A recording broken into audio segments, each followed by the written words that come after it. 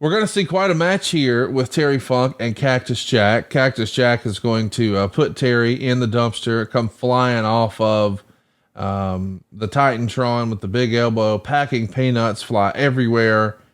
And about that time, of course, is where things start to pick up. The New Age Outlaws tie the dumpster shut and then throw it off the stage, and it goes crashing through some tables.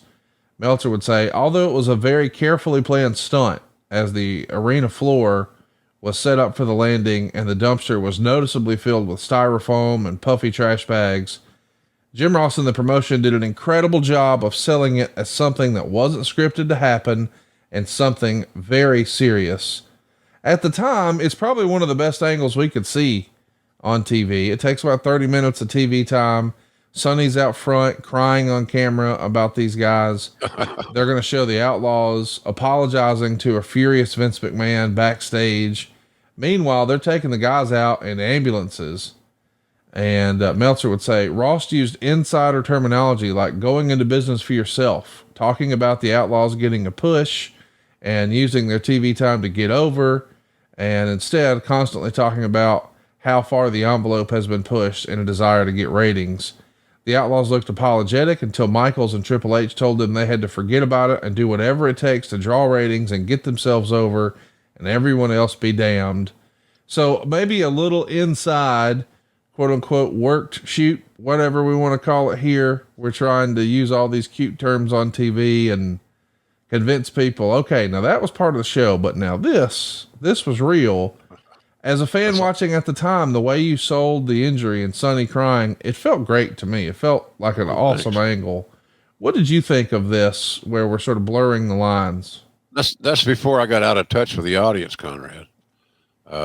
Listen to you. Listen to me. Poor me. Poor me. It was executed perfectly. By all involved.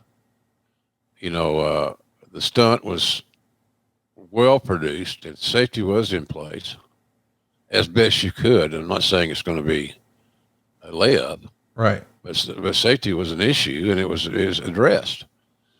I thought, you know, again, I go back to my original thought about when I was going to sit down and do the interview with those cats.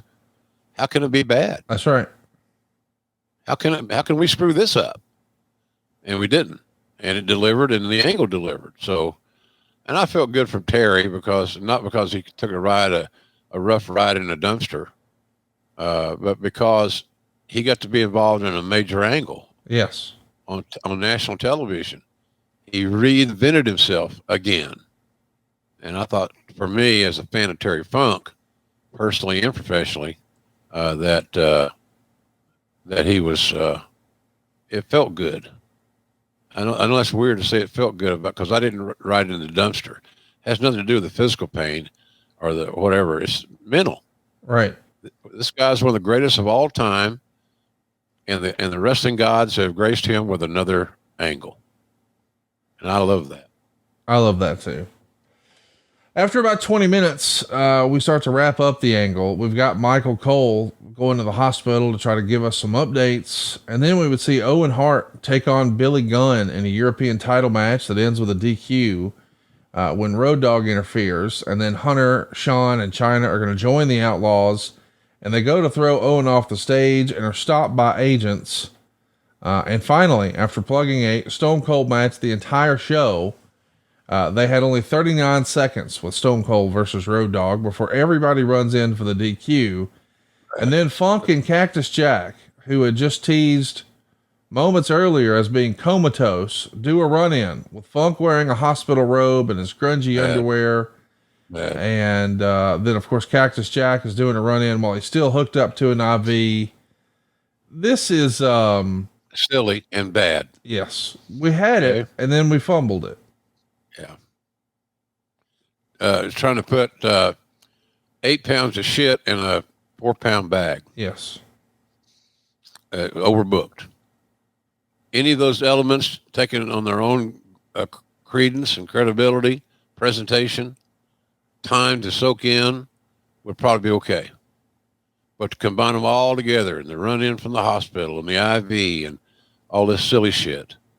It was hard to call because it was so unbelievable. Let me ask. Sometimes those are the ones that you're best off just laying out and letting the audience react and make the noise for you. It's been something that Vince Russo has taken umbrage with when people would say, yeah, Russo was a great writer, but he had Vince as a filter. Vince was the filter, blah, blah, blah. Well, if that's true, why wasn't McMahon a filter in this creative of we do this serious angle, everybody's buying it. Now let's go show them it was all just silly tongue in cheek shit. And where was the quote unquote filter here? He didn't want to say no to the talent. Right. He was trying to be talent friendly, believe it or not. And, I'm sure that was his goal, especially when you get Hunter involved and Shawn involved. And then you get that sentimental value of Terry Funk and all those things. I just think he didn't want to say no. Well, he didn't. And it was unfortunate. It was a wrong decision. Yes. I'm not defending his decision. Right. That we should have done it. And I'm trying to say that there are certain elements or segments of that angle that got all put together, squeezed together, that, would probably have worked on their own merit. But to have everything piled back in with hardly no time to get it done and all that stuff, it was hot shotting at its best. And I didn't think it worked. I thought it was too much. We didn't get a chance to sell it. Right. Let it breathe. Let the audience process it. What I say all the time about those stand-up comedians being wrestlers. You got to let people laugh at your jokes. If you're a comedian, you don't start another joke until the laughter is over from the previous joke. I mean, it's just common sense. Right.